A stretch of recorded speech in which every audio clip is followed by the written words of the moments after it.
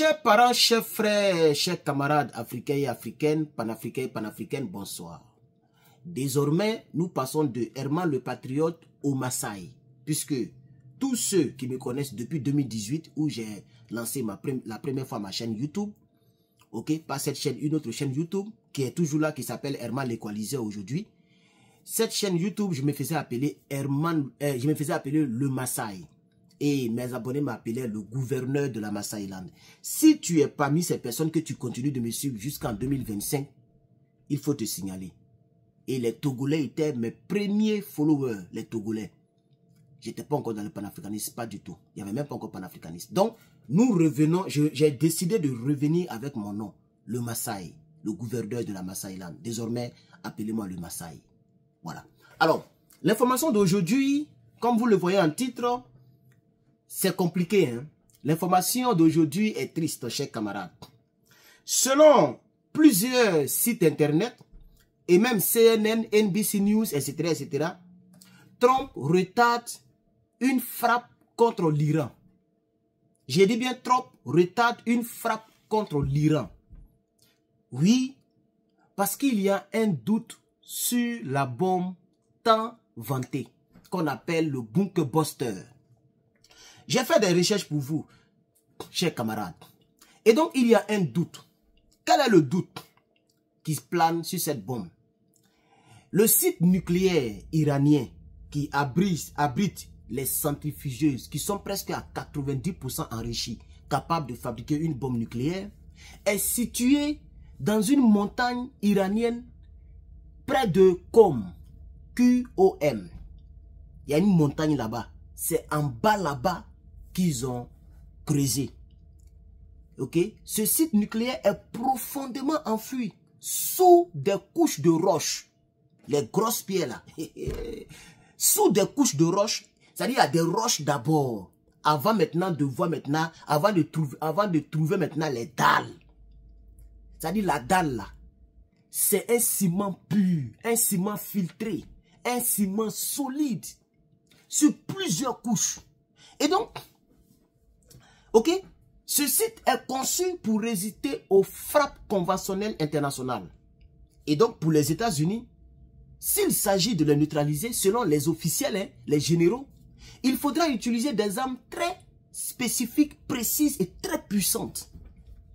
Et donc, chers camarades, je vais vous montrer la capture d'écran que j'ai réalisée. Je vais vous montrer la capture d'écran. Voici une capture d'écran, ok, que j'ai pris sur CNN. Parce que CNN en parle. Voilà, je vais vous montrer comme ça. Ils ont mis Iran. Trump caution on Iran strike linked to doubts over bunker buster bomb. Official 16. Ça veut dire quoi? Ça veut dire que Trump a déjà cautionné. Mais les officiels, les généraux ont un doute sur l'efficacité de cette bombe-là. Les officiels ont un doute. Ils pensent qu'ils ont fait savoir à Trump que la bombe-là, elle est impuissante face à la résistance, ok, de ce bunker dans lequel est enfui les centrifugeuses. Cette bombe-là, nous pensons, parce qu'on appelle ça, voilà, nous pensons que cette bombe-là ne va pas réussir le coup. Vous voyez, entre la bombe, c'est les États-Unis seulement qui ont ça.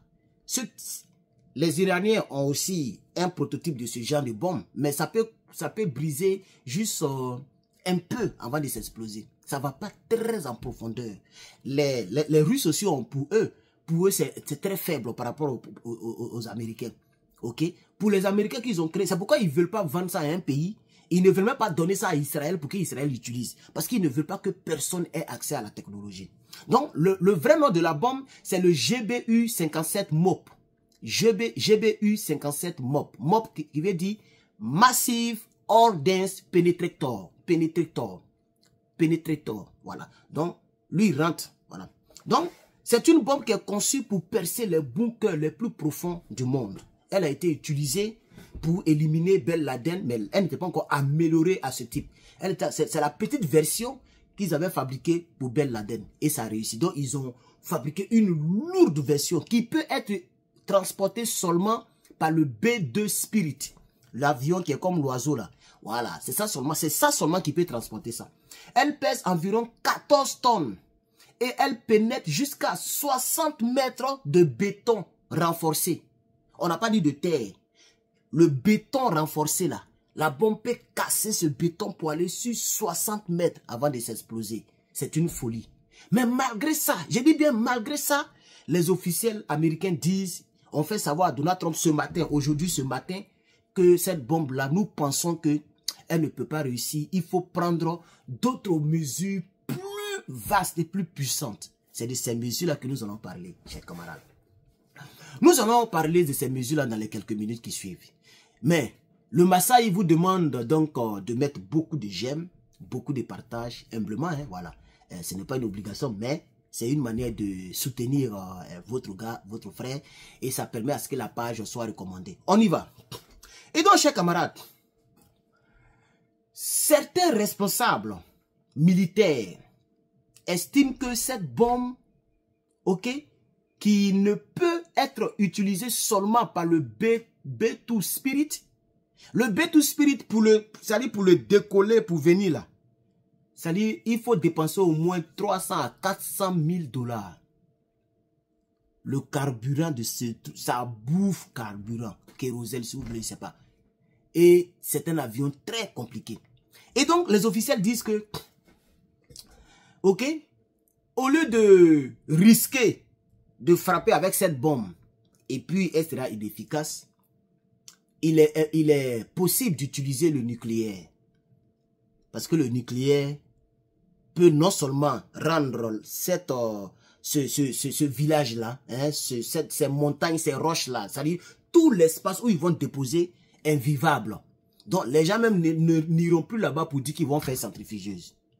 Parce que la bombe nucléaire, c'est la plus dangereuse bombe au monde. Donc certains responsables militaires estiment que cette bombe pourrait suffire à neutraliser, mais avec beaucoup de risques. Donc d'autres experts scientifiques sont partis à la Maison Blanche pour dire au président Donald Trump que le GBU 57 ne peut pas suffire à atteindre l'ensemble des installations de Fordow à cause de leur profondeur, de leur renforcement extrême qui peut rendre le bunker buster inefficace. Ça va gâter la popularité de cette bombe, l'efficacité de cette bombe, ça va diminuer le nom militairement parlant des États-Unis, mais l'échec de l'opération rendra encore plus l'Iran plus fort. Parce que cette bombe est de notoriété très puissante. 60 mètres dans le béton. Est-ce que tu sais de quoi il parle même? Tu n'as jamais travaillé sur le chantier, tu ne connais pas ce qu'on appelle béton. Nous, on a cassé béton à Abidjan. Et on dit ça peut pénétrer un béton renforcé sur 60 mètres. Mais les gens ont le doute. Ouais, Iraniens, ouais, vous avez construit le bunker.